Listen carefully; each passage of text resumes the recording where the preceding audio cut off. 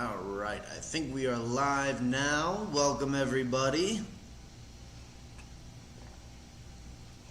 It's a little bit of a weird day. Today's a Monday. We usually do camera classes on Thursdays. However, since last Thursday was the 4th of July, we are instead running our intro to cameras today. So, without further ado, welcome to Camera Basics. It's been a little bit since we did it. This was at the very beginning of June that we ran the last class. We do it, once a month basically. Every month we do the same schedule set.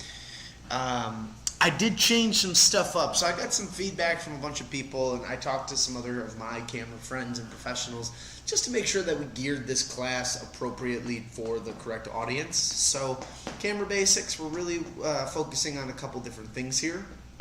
But to sum up Camera Basics, it is for those who are looking to get away from a phone, or they are buying their first camera, or they're interested in buying their first camera and they really want to know what gets involved in that first camera decision making, or what to look at with their own camera that they physically own.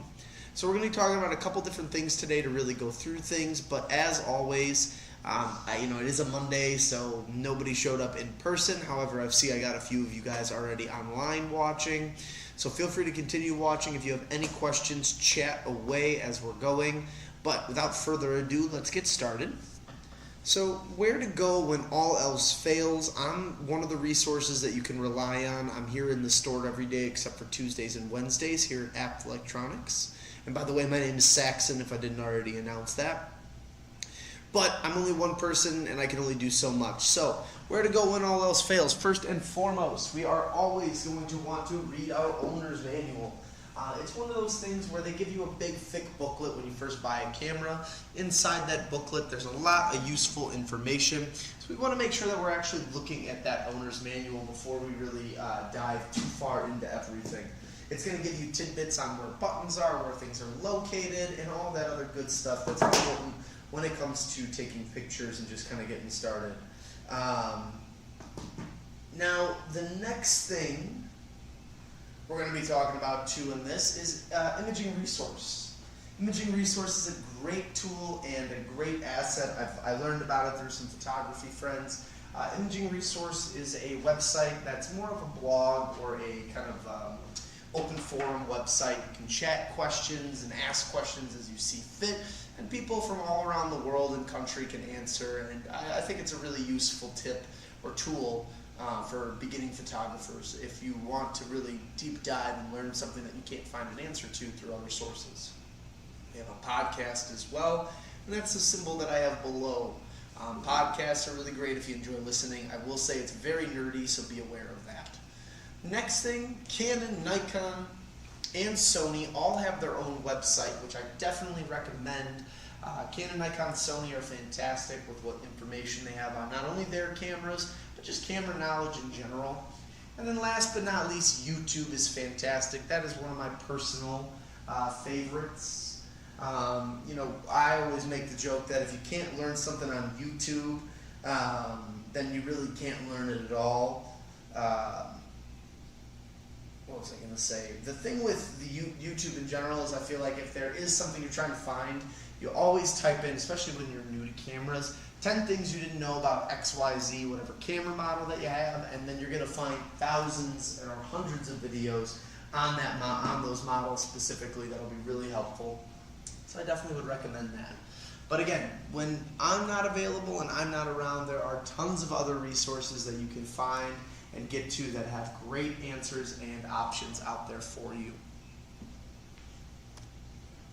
So first and foremost, we bought a camera. Where do our pictures go? And make sure we have two of them. They're going to go to SD cards. For newer cameras, I would highly, highly, highly recommend you purchase SDXC cards.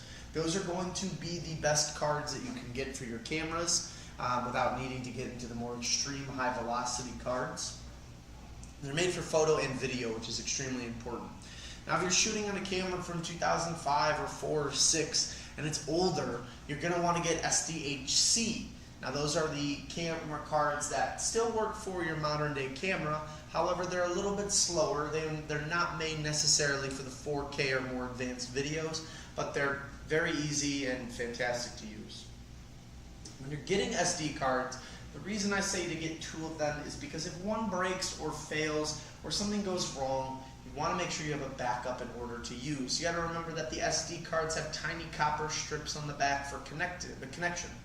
And in that case, when they're inserted into the camera, sometimes over time that copper wears out and they become a little frail, and then it stops working properly for you. So make sure you have 2 SD cards when you go out and you take photos. I would recommend something that's at least 64 gigabytes or higher, and I would just recommend you have the 2 just in case something goes wrong.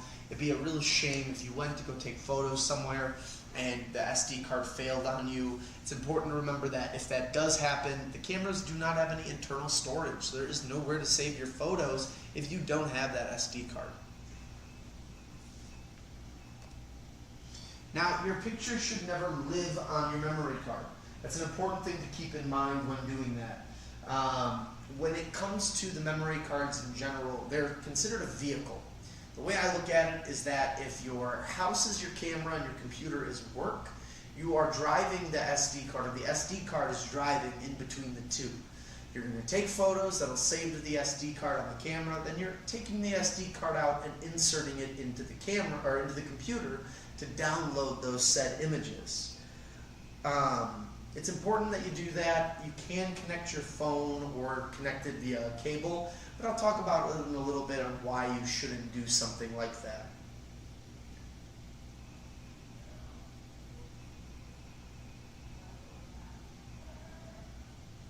Alright, without further ado, the next slide. So, the way that we're going to save our photos, the way that we're making sure we don't damage our photos and lose anything, is we're going to start by turning off the camera, and we're going to wait at least 5 seconds. By doing this, we're preventing anything from going wrong inside the camera. The way I look at it is that if the camera needs to settle down and cool down after we've been done shooting with it, then what this is doing is that it's ensuring that everything is powered off and that photos are saved properly onto our SD card. If we don't wait that 5 seconds and we just go ahead and pull the card out, we're running the risk of losing those photos that we just took.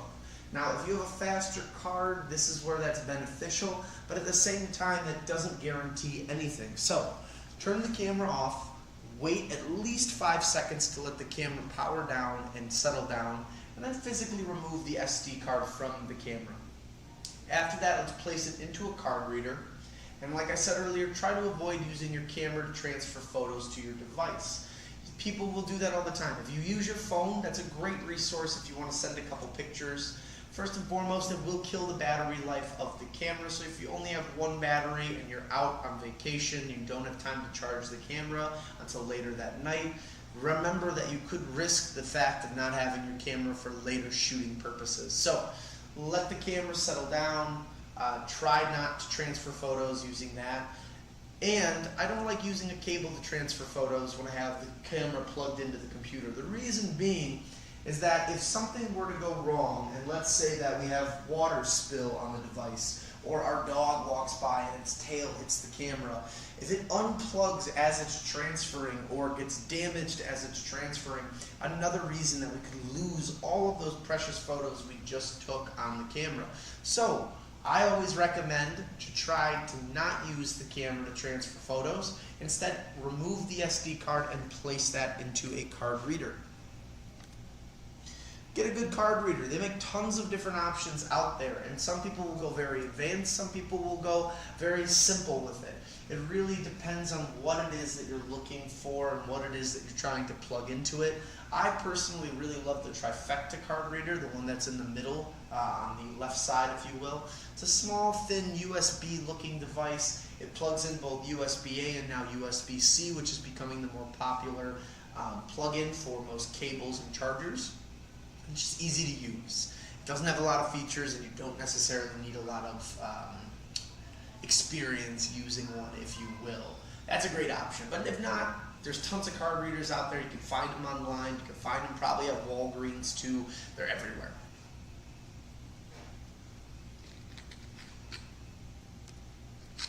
Next, we're going to copy photos to destination folder. Now by this, I'm saying not to move them, but to copy them. The reason being is that we're duplicating, and by duplicating them, we're not running the risk of losing those photos. If we just move them from one device to the other and something goes wrong within that transfer, my example being for myself, not long ago I had this where I was transferring, the power went out in my house.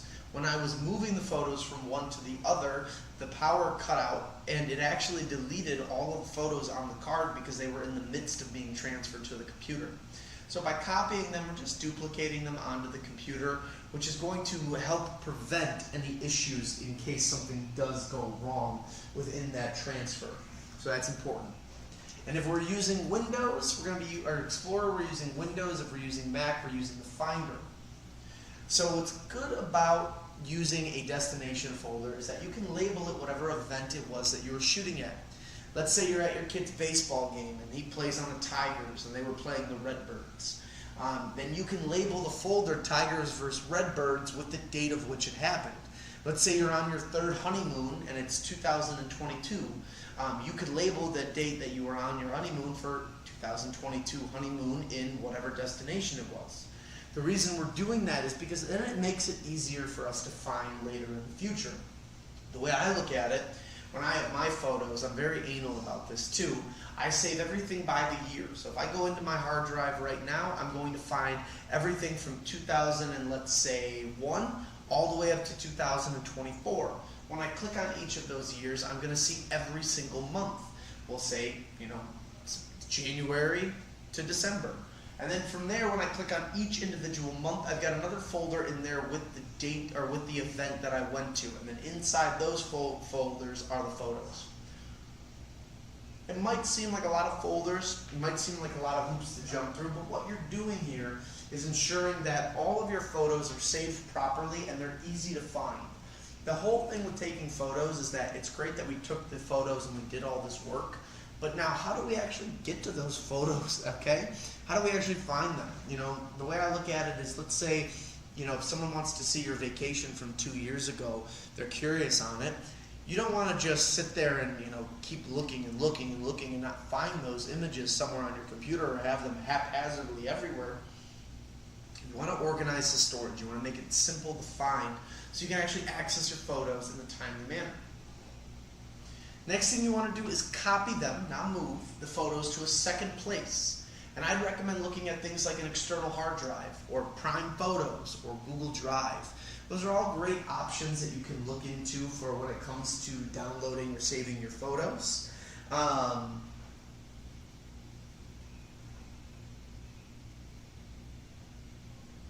The reason being is that now we have 2 copies of them. One copy being on the computer, the other copy being on our hard drive or in a Google Drive or in a photo drive of some sort. So it's an important little thing to do. I definitely recommend it. But again, it's nice to have them in 2 locations just in case something were to go wrong with our computer. Now we have everything saved on the physical hard drive or in a document of some sort or a cloud-based solution. Last but not least, eject the card before physically removing it. Once we've done that, format the card in the camera. Formatting will erase old info on the card, and then you can delete them while still in the computer too. Whatever's easier for you. I definitely would recommend, though, formatting the card inside the camera. That'll then prime the photo or the card so that it's ready to go for photos on that camera, but then it will also erase all the old info, so not a bad deal there too. And then here's your backup plan. I like using pictures to show it all off. I think it makes it real simple and easy.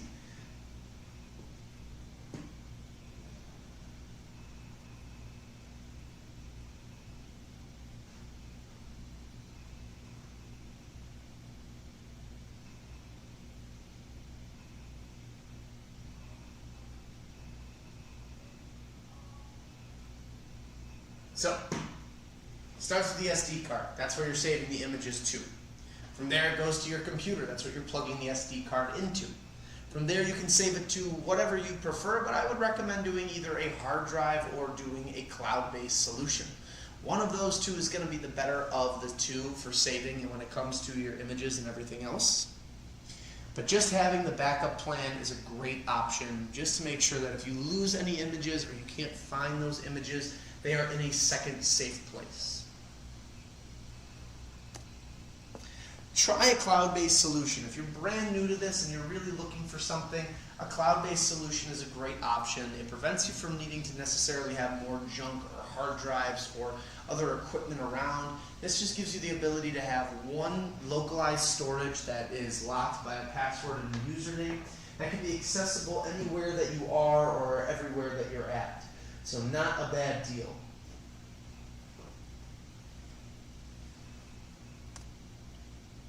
Now, again, there's a lot of cameras out there. Not every single camera is the same, and it's important to keep that in mind.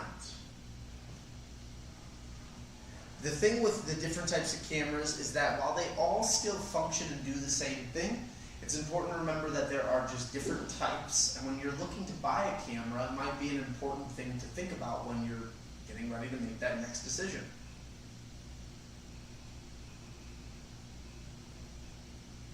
The first and foremost, that one that everyone probably knows the most of is the DSLR. It is a digital single lens reflex, and what that stands for is, back in the day, an SLR camera existed. SLRs were a camera that had a mirror on the inside but film. Then they made it digital, and that's been what the standard has been probably for about the last 25-30 years. Coming the last 5 years or so, and even before that, but I'd say really coming to prominence in the last 5 years, has been mirrorless. Interchangeable lenses, much like your DSLR counterpart. However, there's no mirror in this, which gives it a handful of other features that are more beneficial to the user, which I'll talk about in a little bit. And last but not least is your point and shoot / bridge camera. This is your all-in-one camera that doesn't require lens changes or require you to have other lenses. The camera has a non-interchangeable lens format, but usually comes in a compact or larger size depending on the zoom range that you're looking for as a photographer. Let's do a tour of your camera now. We're going to go through different buttons and what they do, what's available on the camera, through some pictures and diagrams, and then we'll break down some other features that I think are very useful for the intro photographer. Now, to explain a little bit more with the DSLR and mirrorless difference, DSLR, as you can see, is a bigger body and involves the mirror, which then involves a few other pieces of kind of movement on the physical camera itself. Mirrorless cameras don't necessarily have all of that stuff, and that makes them smaller, more compact, easier, and more portable, while still offering you a better, great image quality, if not better. So to start, at the very top of your camera, you have the video start and stop button. That's pretty self-explanatory. That will start and stop your video. Easy to use, easy to kind of get going with everything. It's a red dot or a red circle on the camera. Then you have the power switch. The power switch is going to be your on and off switch for the physical camera. Turning this on or off will then allow for the camera to turn on and off. Shutter release, that is the center button of which you're going to press in to then take your physical photo. Doing a half squeeze on the shutter release is going to also do focusing on the camera, which will help you if you need to lock in to really see what you're taking pictures of as you're going.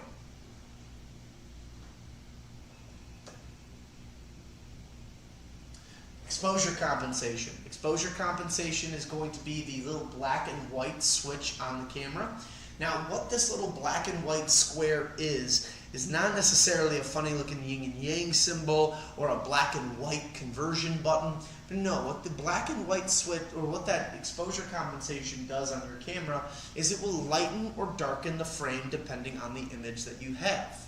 So if you need something to be darker or you want it to be lighter after you've made all your initial setups and changes on the physical camera, that's what exposure compensation is going to give you the ability to do.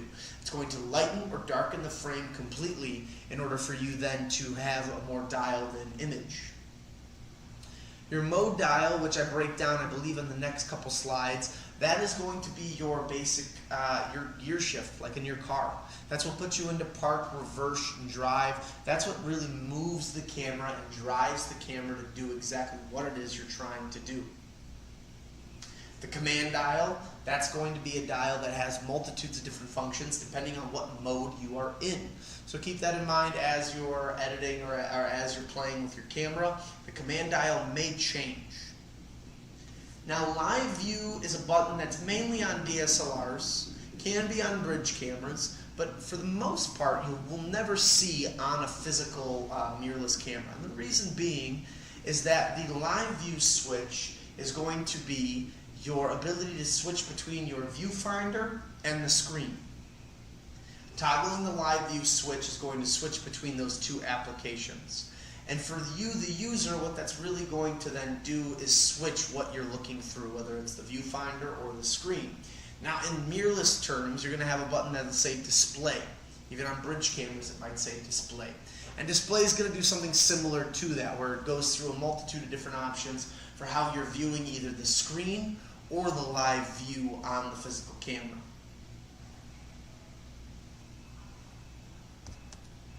Now, when we are starting with all of this, I highly recommend to any beginning user of a camera that you stick with the auto switch. The auto switch is going to be your best friend. It's going to be the easiest way to get into all of this. But what the auto switch does in this case is it dumbs the camera down so that way your camera is just functioning on the automatic setting. That's important for a camera user as a whole, because what that's allowing or doing for you, the user, is making sure that the camera runs on automatic settings and all you're doing is controlling just either the frame or the actual composition of the photo. So if you're just starting, it's your first camera, you're getting into this, you inherited a camera from somebody, I highly, highly, highly recommend stick with automatic. Now, if you do want to get into the mode dial, remember that every mode dial is different. All brands are going to have something slightly different than the others. But the main things that we're going to see on our mode dials are these right here. So auto or A+. That's going to be the automatic setting I'm talking about, which gives you auto control over settings and functions of the camera.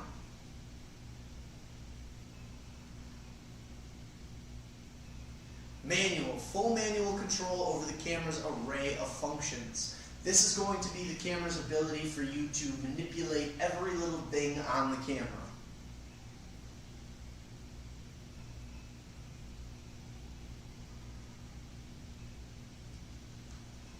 A or AV is aperture priority control, and what that's doing is giving you, the user, control over the aperture function of the camera. So if you want to control that depth of field only, that's what you're using to do so. S or TV is shutter speed priority. That's going to give you priority over the speed of which the shutter is going and closing. P is program, which is that the shutter and the aperture are automatic. However, everything else is changeable on there. This is the next step, I would say, between auto and manual control, or A or S, is going to be that program mode. And I really do like it, so I definitely would recommend it. And then B, the camera is fully customizable. We call it bulb, by the way. But as long as you're holding the shutter release, the camera will stay open. A lot of the times, too, if you press one time, it's going to stay open until you press again. What this is doing here is allowing for you to do long exposure photography, which we won't talk about today, but will be talked about in the next class.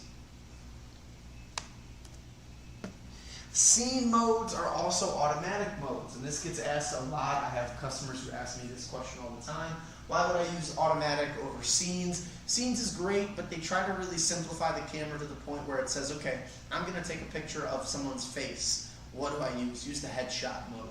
I'm going to do macro photography, get real close up on a bug or a plant, then use that flower picture. I want to take landscape photography. Okay, let's use the landscape button. Those are what you're looking at there. And really, as great as they are, automatic does all that for you. And if you're trying to do something that specific, you can use scenes, especially if you're brand new and beginning, and obviously it is a feature on the camera.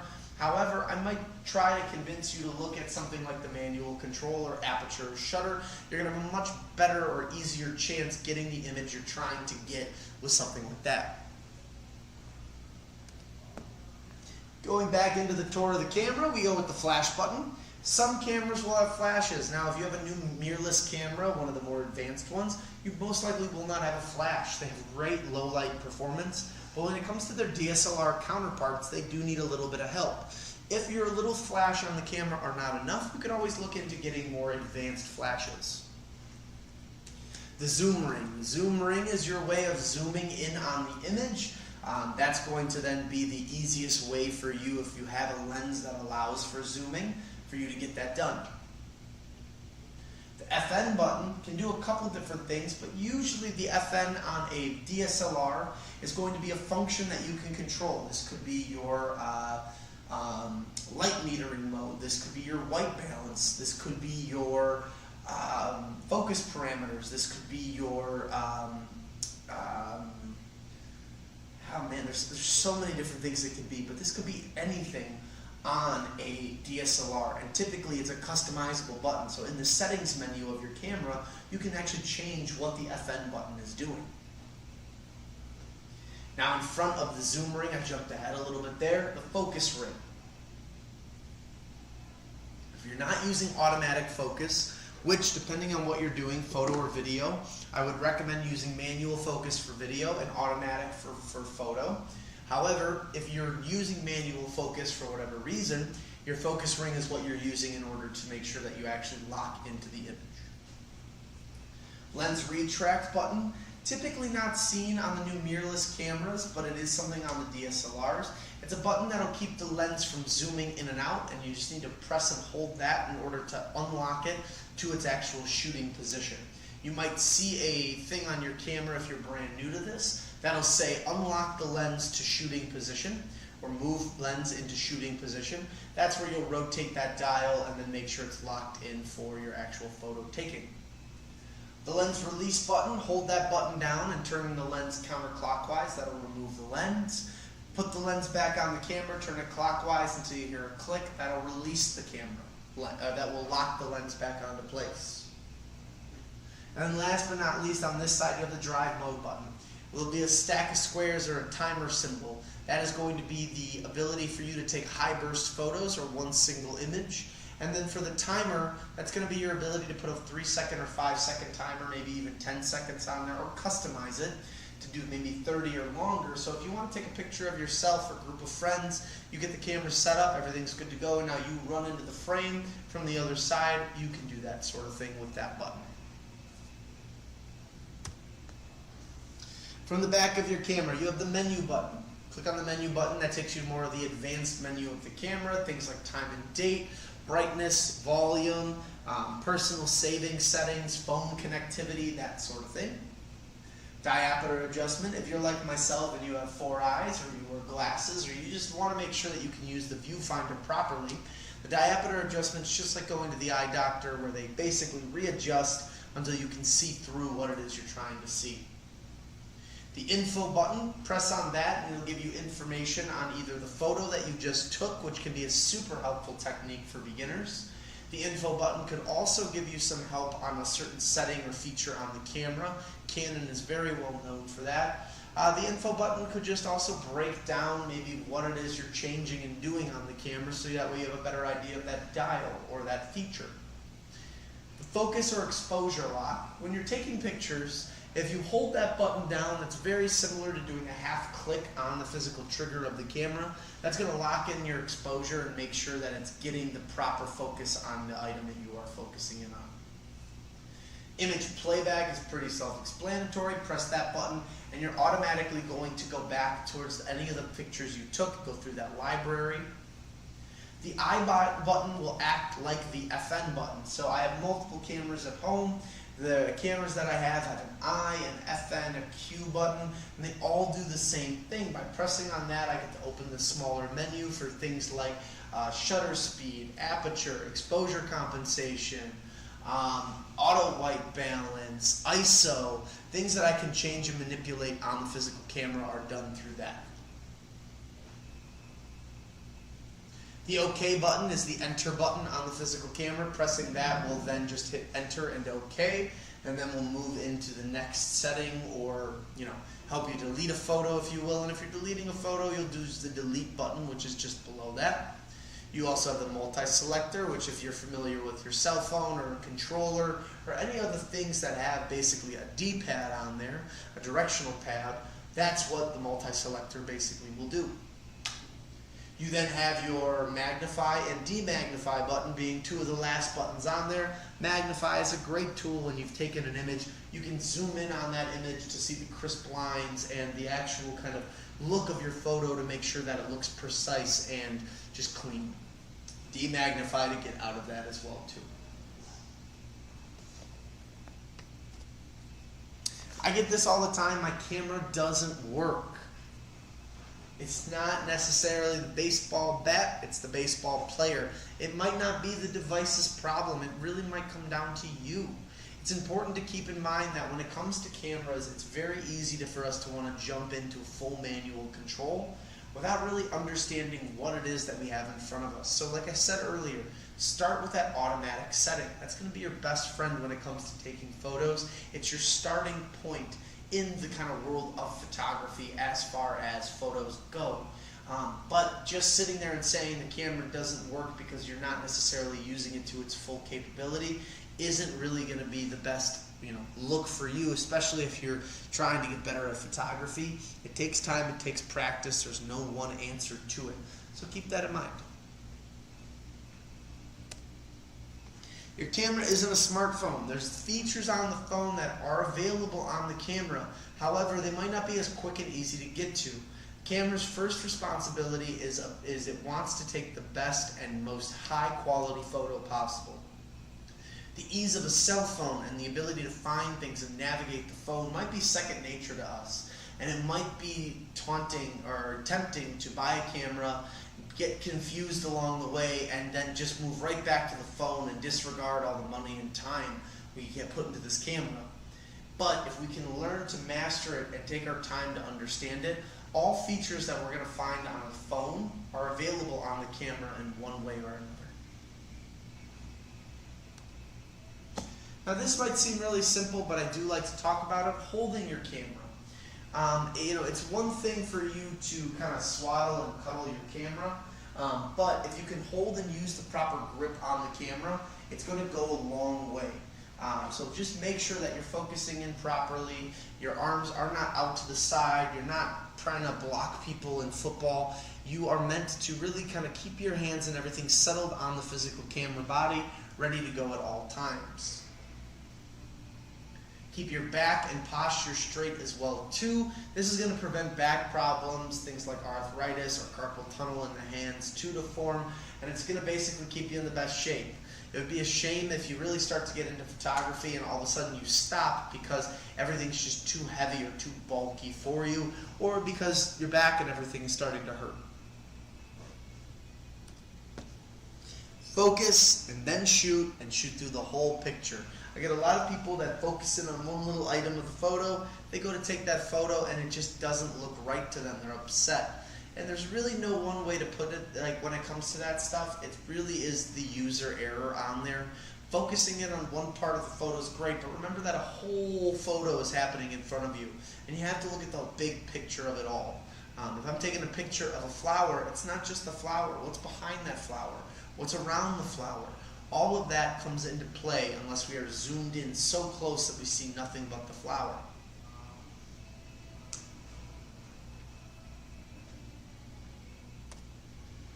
If you or the camera are moving, you're going to get blurry photos. There are artists who've made a career. They've made multi-millions of dollars from blurry photos. However, you are not that artist. You are a starting photographer who wants to get a better understanding of how to use their camera. So keep yourself stationary. Keep yourself planted when you're taking photos. It might seem silly, but it goes a long way in the long scheme of things, or in the long run of things, just to make sure that you're getting the image and the quality of the image that you want. Now, it's important to keep this in mind when it comes to beginning photographers. If you have a bridge camera, by all means, you probably don't need to listen to this part, but if you are on a DSLR or mirrorless camera, date your body and mirror your glass. Average lifespan of a camera is about 10 years. I'm going to be very honest and upfront with that. Cameras can last a really long time, but it depends on you, the user, and how you're using that camera. If you're constantly using it, it's not going to last that long, and that's just the honest truth about it. So date the body of your camera and marry the glass. If you invest the money and the time and the effort into the glass component of your camera, you're setting yourself up for success in the future, because you're making sure that you've put your time and your effort and your energy into the most important portion of the camera, which is the glass. Glass usually doesn't deteriorate over time and holds its value really nicely.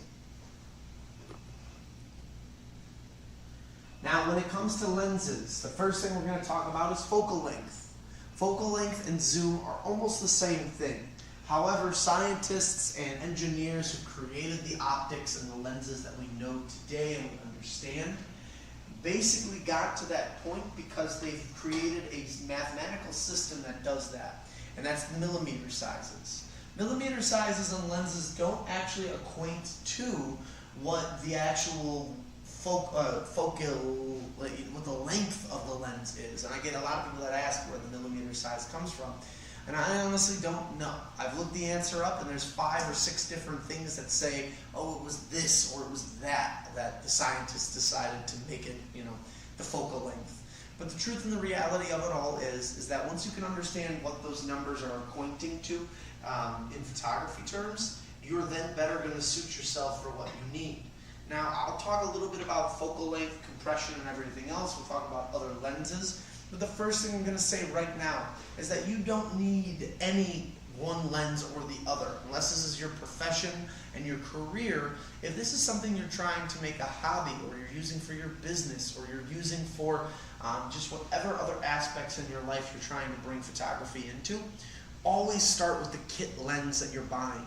Or research and buy a 50 millimeter or a 24 to 70, whatever is within your budget and more reasonable for you. However, as you learn and start taking photos and get more experience, you're going to learn right off the bat what you can and can't do and what the limits of your camera are. And that should then propel you to make sure that you're making the correct decisions as far as focal length and zoom and what to do. So, going from 70 to 105 to 200 to 400 in this pictured setup that I have here, you can see that the lens gets closer and closer in onto the object. By getting closer and closer, it also brings the background more forward with it as it does. And that is what focal length does. The larger the number, the tighter the focus is. And not only is the focus tighter on the subject matter of what we're bringing in, but it's also going to be tighter on the physical photo as a whole. So in this case, with the birds being so far away, 70 gives us the entire atmosphere of the sky, the swamp, and the trees in the distance. And you can almost see the buildings, you can see the buildings in that distance. However, then when we move to 105, things start to get even closer. And at 200, it almost feels like the birds are right next to us, only a couple, maybe let's say 50, 60 feet away, and then those buildings are also getting closer. At the 400, the birds literally feel like they're 10 feet, 25 feet away from us. And the buildings feel like they're a stone throw away from there. So keep that in mind when you're getting used to this setup with your camera. The millimeter size, the zoom, that equation that we're getting here from zooming in on a photo or zooming out on a photo, that all is going to affect focal length and zoom. And the more zoom that we need is usually because the further an object is away. And that's because we're using it for birding, or we're using it for action or sports photography where we can't be right up on the person. Maybe we're using it for astrophotography. Usually there's a purpose when we need that much zoom. And that's the kind of purpose that you need to find when it comes to getting these lenses. I never recommend everyone go out and buy the entire arsenal of lenses that a brand like Sony, Canon, Nikon, Sigma, Tamron, Panasonic, Olympus, Fuji, Leica, none of those, I don't recommend you buy every single lens. It'll drive you nuts, it'll charge you a lot of money, but then on top of that too, there might be lenses you never touch or use because it's not part of what you're trying to actually obtain or get photos of. Focal length, while it's great, also can lead to compression and distortion of an image. You can see in this picture of the boy that as we're zooming and as we're changing the focal length to it, we are also compressing and changing his face. At a large number, like 200 on the screen there, we see his face gets very square and rectangular-like. At a small number there, we see that his face becomes narrow and very kind of caved in.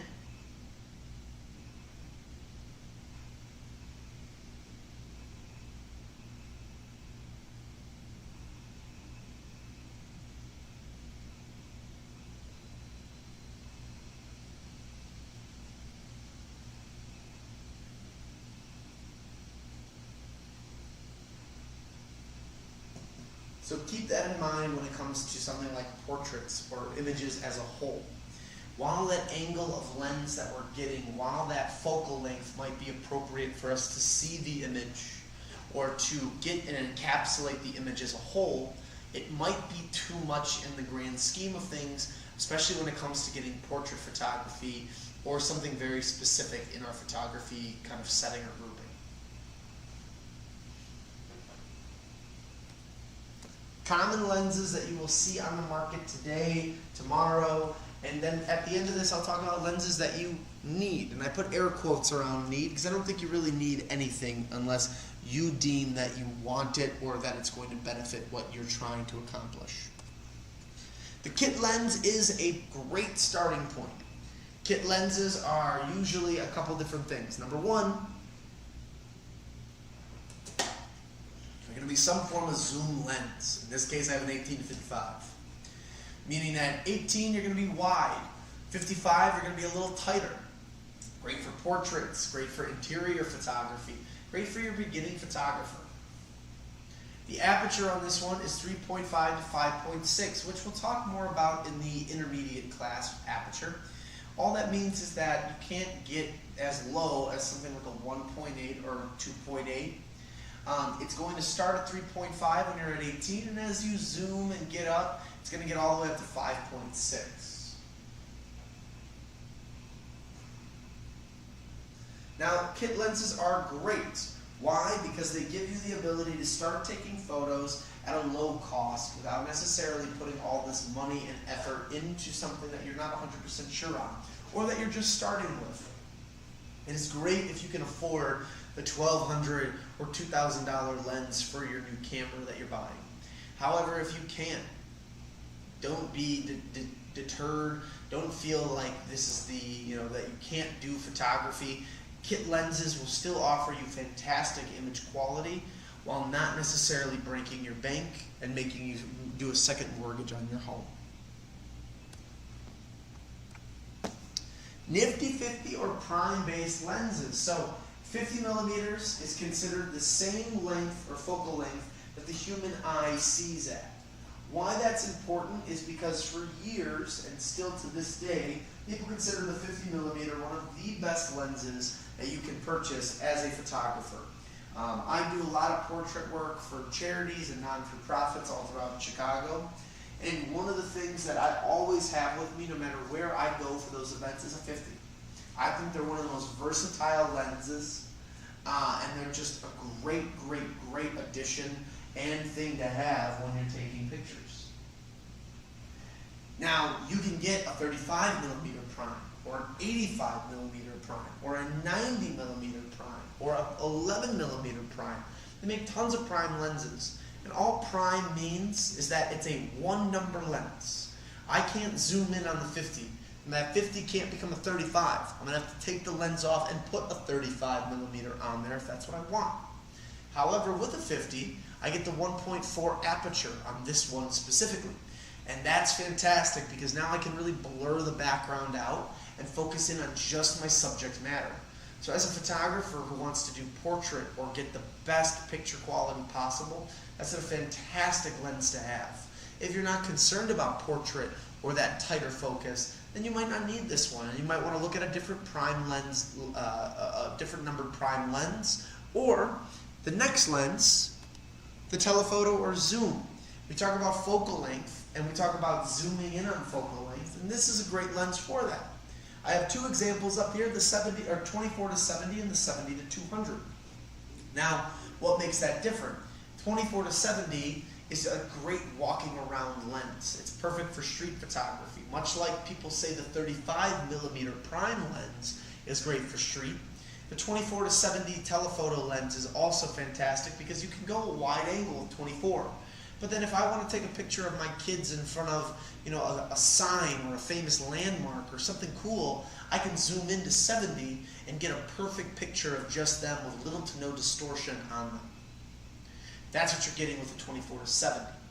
Now with certain zoom lenses though, that 1.4, 1.2 aperture that you can get on a prime lens, you can't. You can only get up to 2.8 at the highest quality glass that they have for this stuff. That is one downside to it. So not as much background to foreground separation, which we'll talk about next week, or this Thursday I should say, in intermediate. However, it's still a fantastic lens, and it's one that I personally carry everywhere that I go. The other lens that you can look at too, or that's in that same kind of category, is a 70 to 200. That's a fantastic zoom lens. If you want to get long distance shots, you're looking to see the bird flying in the distance, you want to get that extra oomph on whatever it is you're trying to do, the 70 to 200 is going to be one of your best friends for that. And in the same boat with Sony, that's their 2.8 model, or one of their nicer ones, could be 4.5 to 5.6. However, it's a great lens to have, and all you really need to know is that it's going to extend your focal length. So if you're a parent or a birder or somebody who's at a distance and needs to take a picture of something farther away, a 70 to 200 is going to be a great lens for you to do that.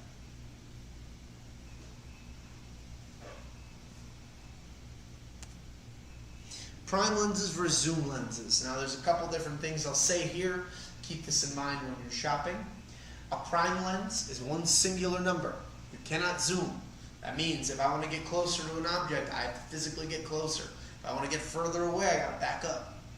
The best part about prime lenses is that they have a very low aperture, something like a 1.4 or 1.2.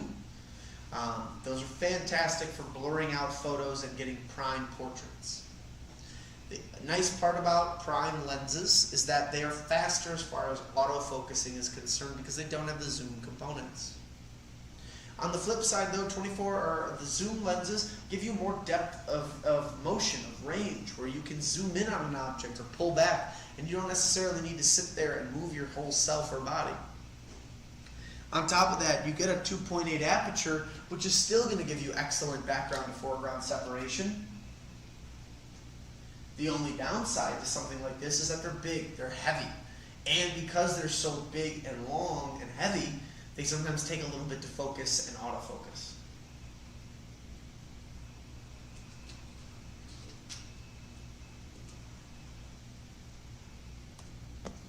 Last but not least, the travel lens. Travel lens is great because it's a lens that basically does an all-in-one function. If you are someone who's going on a safari, or you want one lens that can do kind of everything, travel lens is a great one. Usually you can get it from like 18 to 135, or you can get 18 to 400, or you get some numbers around that point. Typically all you're losing is aperture and the crispness in the glass, which for what these things are worth might not be the biggest concern for you if you want an all-in-one lens. So like bridge cameras and point-and-shoot cameras, if you're looking for a lens that can do everything, this might be the best one for you.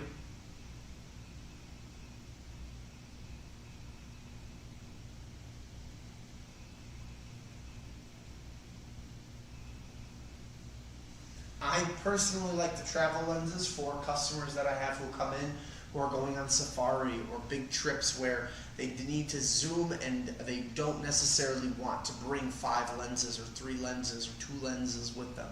This would give them all of that range that they're looking for without necessarily letting them take everything with them. Making them take everything with them, I should say. Now, what lenses do you need? And I put the air quotes around there because I think that's an important thing to put. Because again, you don't need any of these, but it's mainly what lenses will benefit you, the photographer, the most. This is considered the trinity of lenses. So you have your 50mm prime, your nifty 50, your 24 to 70, and your 70 to 200.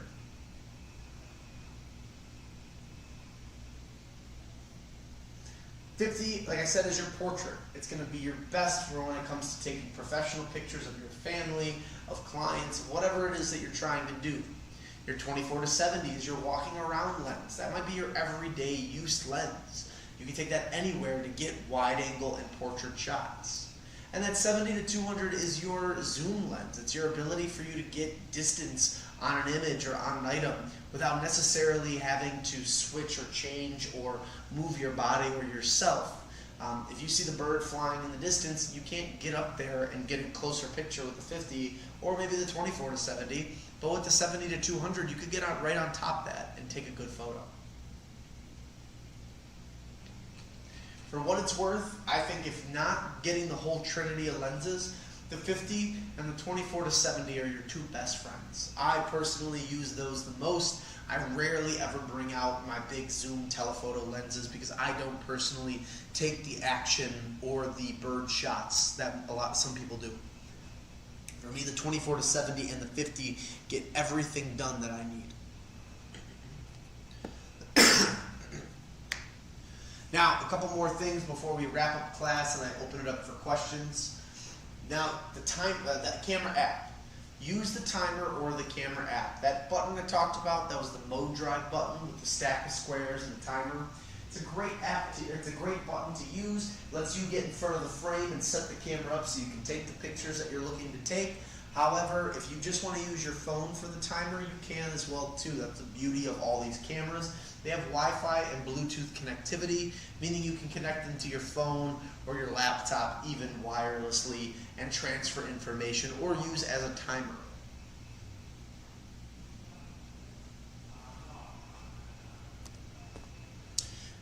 Thinking about content creation. Again, now if we are looking at things to make content and to do more professional based work for our company or for a business, when you think about it, to hire a photographer to come out and take pictures of your product, that could cost $2,000 to $3,000 per session depending on the photographer you're going to ask. If you could buy a camera and learn how to do that yourself, then that's going to be really great and beneficial for you. So things you should be concerned about is video quality, making sure you have proper lenses and proper camera body and settings. So taking a look online, doing research before you make your purchases. But again, you don't necessarily need to buy the most expensive things, but you need to get the things that are the most appropriate for what you're trying to get done. Stabilization might be a fact of that. Do you need a tripod? Do you need a gimbal for what you're trying to do? What does that entail, and how are other professionals using that in a same kind of similar vein to how you're going to use it? Lighting. Is this on-camera lighting? Is this studio or just building lighting that you naturally have? Or is it natural lighting outside that's available free, like the sun? Or do you need microphones for video or for whatever it is that you're doing? A shotgun microphone, a camera microphone, or just the wireless microphones that you can pick up as well too. Those are all great things to have and to use, but these are the 4 things you should be putting into consideration when it comes to taking photos, videos, or just anything that's for your business or for your content creation. If you're somebody who's trying to become the next YouTube sensation, these are things that they've worked on and perfected over the years. You can't look at somebody like, a Jake Paul or a Mr. Beast and sit there and think that they're using a phone to do everything. They have a proper camera crew and setup that they've built over the years using whatever money or dollars that they had available to them. However, they found a way of correcting that over time and figuring out what works best for them. And they continue to do that.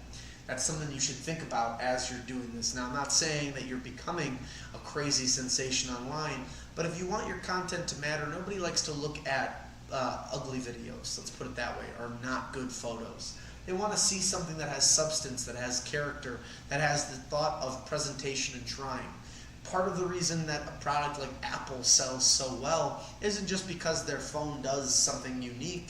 It does the same thing that a Samsung or a Motorola phone or a Google phone does. Makes calls, sends text, takes pictures. However, their marketing and their way of advertising and showing themselves off is fantastic, and it sells. And that same boat when it comes to making stuff for your business or for whatever it is that you're doing, you want to make sure that you have the proper everything for that. Great way to get started with content creation too is just to buy a content kit. If you're buying a brand new camera, some of these cameras come as a kit where you get a little tripod, a microphone, and some other little features on there.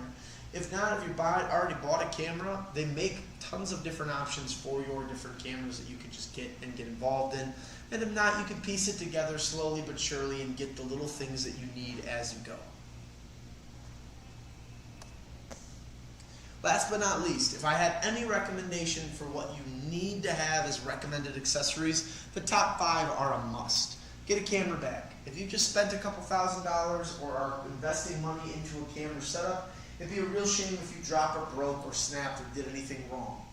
Have a bag, protect your gear. Have an extra battery, have an extra memory card. I've had so many instances where I've gone to do shooting for a video or for photos, and as I'm going out to do something, there is no camera battery, the camera's dead. Or the memory card, I didn't bring one, or I only have one and it's not working properly. Have those extra bits in your bag, just so that way it's ready to go and it's available for you. That way, when it's time for you to do what you're trying to do, it's already available to you. The lens cleaning kit is a must in my opinion. A lens cleaning kit will help clean your lenses, make sure things are spotless and shiny, and they just look good overall. Get a camera strap. If you're somebody who is doesn't like the camera strap that comes with the camera that you're currently getting, get a strap to wrap around and have it on your neck. It'll look better, it'll feel better, and they're padded, but it's definitely something you should have so you're not holding the camera in your hand or putting it down and leaving it places that you might forget it or it might get stolen. Extra stuff, a tripod for stabilization, a hard drive to save your photos if you're not using a cloud-based solution. Filters are fantastic too for lenses. If you have questions on those, I'm more than happy to answer and ask and brainstorm with those. Additional lenses like we talked about, and classes and workshops. I'm one resource, but there are so many things out there for you to become a better photographer. And if not, and you don't want to invest the money in that time, just go on YouTube, watch a couple videos. There are so many people out there who will teach you tips and tricks on your camera, on your setup that will make you a better photographer in an hour to 2 hours. The bitterness of poor quality remains long after the sweetness of a low price is forgotten. Here at Abt, we love making sure we take care of our customers, and we do everything to ensure you get the lowest and best price on any product you're buying. However, sometimes when it comes to camera gear, coming in and saying, well, I can't afford this, so I guess I'll just buy the cheaper version, or oh, this is used or broke, whatever, I'm going to get this instead, might seem like a great idea in the moment. But when the poor quality of those images starts to show and you're frustrated with yourself and your purchase, you don't have anybody to blame but yourself in this case. So make sure that whatever you're doing, you invest the appropriate amount into whatever gear it is that you're trying to do. If you're trying to become the next best American photographer, or just the next best travel photographer or birder or anything, you got to remember that the pros don't use the entry level or the cheap or the broken used gear. They use the top of the line, the best quality possible. Not saying that it has to be you right off the bat, but it's something to keep in mind with anything that you're doing. Purchase what works for you and your budget, but make sure you do the research to make sure it's going to give you the results that you want. And if it doesn't, I definitely would recommend saving up and waiting until you have the appropriate amount to spend on whatever gear it is you're trying to get. And that's all I have for you guys today. I kept it around the hour, so now it is almost 6:30. Next week is our intermediate this Thursday is our intermediate camera class. So just so we're all on the same page for that, this Thursday is the 11th. This Thursday we're going to be running the intermediate class. The only reason we ran the intro class today is to make sure, because of the 4th of July, that we had all of the appropriate classes this month. So today was the introductory or beginner camera class. Next week is intermediate camera. The following this Thursday is the intermediate camera. So the 11th, 7/11, National Slurpee Day, will be the intermediate camera class. Next Thursday is advanced, and the final Thursday of this month is going to be the Beyond the Traditional Camera. So please try to attend the rest of them. There's definitely information and tidbits you can get out of everything from those classes. However, I will say that this class, the intermediate and the advanced, are the most popular that we have available, and I strongly would recommend you coming for those. Other than that, I'll give it a few more minutes. If anybody has any questions or wants to ask anything now, by all means go ahead and chat away. I'll answer it live for you. But thanks for being here, guys. I really appreciate anybody who paid attention and stayed on for this. I love teaching these classes, and I can't wait to see everybody next week for intermediate.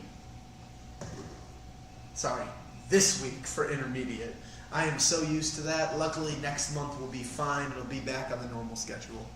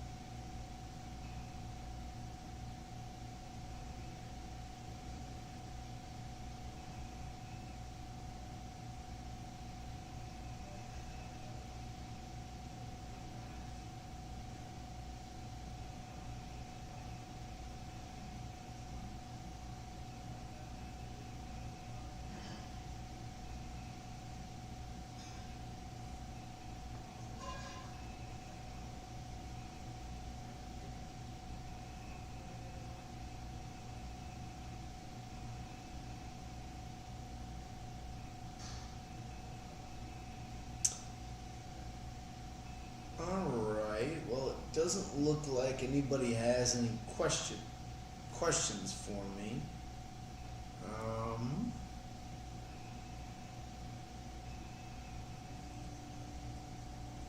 All right. Well, my name is Saxon. Let me switch over the camera real quick and sit back in front of it.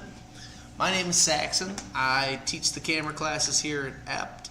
I do so every Thursday typically, but because we missed one Thursday due to the holiday, I did it today instead for the basic camera class. So next Thursday, stay tuned. We'll have our intermediate this Thursday, the 11th, 7/11, National Slurpee Day. We will be having our intermediate camera class, followed by next week we will have our advanced photography. So as always, everybody, keep taking pictures, keep staying out there and shooting as much as you can, and I will see